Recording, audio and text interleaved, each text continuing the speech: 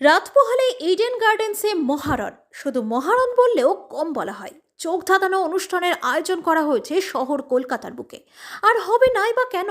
গত বছর যখন বিজয়ের খেতাব জয় করে নিয়েছিল কলকাতার নাইট রাইডার্স, তখন থেকেই কলকাতার মানুষ দিন গুনছেন কলকাতায় আইপিএল এর উদ্বোধনী অনুষ্ঠানের জন্য সাজো সাজো রব। ইতিমধ্যেই শহরে এসে গিয়েছেন শ্রেয়া ঘোষাল এবং দিশা পাটানি। আর সন্ধে নামতেই শহরে পা রাখলেন তিনি, কিং খান শাহরুখ খান। শনিবার ইডেনে আইপিএল এর উদ্বোধনী অনুষ্ঠানে সঞ্চালনা করবেন শাহরুখ। তার আগে শুক্রবার রাতে কলকাতা বিমানবন্দরে নামলেন শাহরুখ। আর তাকে ঘিরে কড়া নিরাপত্তার বলায় অনুরাগীদের ভিড় ছিল যথারীতি বিমানবন্দরের বাইরে। অনুরাগীদের দিকে হাত নাড়তে নাড়তে বেরিয়ে যান শাহরুখ।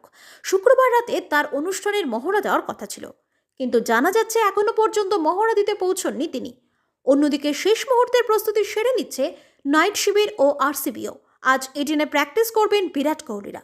গতবার আইপিএল চ্যাম্পিয়ন হয়েছিল কলকাতার নাইট রাইডার্স। 10 বছর পর ট্রফি এসেছিল নাইট শিবিরে। শ্রেয়স আইয়ারের নেতৃত্বে ফাইনালে সানরাইজার্স হায়দ্রাবাদকে হারিয়ে চ্যাম্পিয়ন হয়েছিল শাহরুখ খান জুহি চাওলার দল। আইপিএল এর নিয়ম হলো, যে দল চ্যাম্পিয়ন হয় পরের বার টুর্নামেন্টের উদ্বোধন ও ফাইনাল হয় সেই দলেরই শহরে। সেই নিয়ম মেনেই এবারের আইপিএল এর উদ্বোধন ও ফাইনাল ম্যাচ হবে ক্রিকেটের নন্দনকানন ইডেন গার্ডেন্সে। 22 মার্চ উদ্বোধনী অনুষ্ঠানে পারফর্ম করবেন শ্রেয়া ঘোষাল। জাদু হ্যাঁ নেশা হ্যাঁ থেকে শুরু করে সুন রাহা হ্যাঁ তু, বলিউডে একের পর এক সুপারহিট গান উপহার দিয়েছেন শ্রেয়া। তার জনপ্রিয়তা গগনচুম্বী। তার কণ্ঠের জাদুতে মুগ্ধ হয়েছেন আপামর শ্রোতারা। সেই শ্রেয়াকেই এবারের আইপিএল এর উদ্বোধনী অনুষ্ঠানে দেখা যাবে মঞ্চে। গান পরিবেশন করবেন তিনি।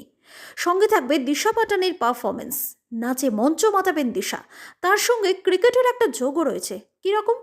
মহেন্দ্র সিং ধোনির বায়োপিক ধোনি দ্য আনটোল্ড স্টোরিতে ক্যাপ্টেন কুলের প্রথম প্রেমিকার ভূমিকায় দেখা গিয়েছিল দিশাকে। শনিবার 7:30টায় শুরু হবে কেকেআর বনাম আরসিবি ম্যাচ।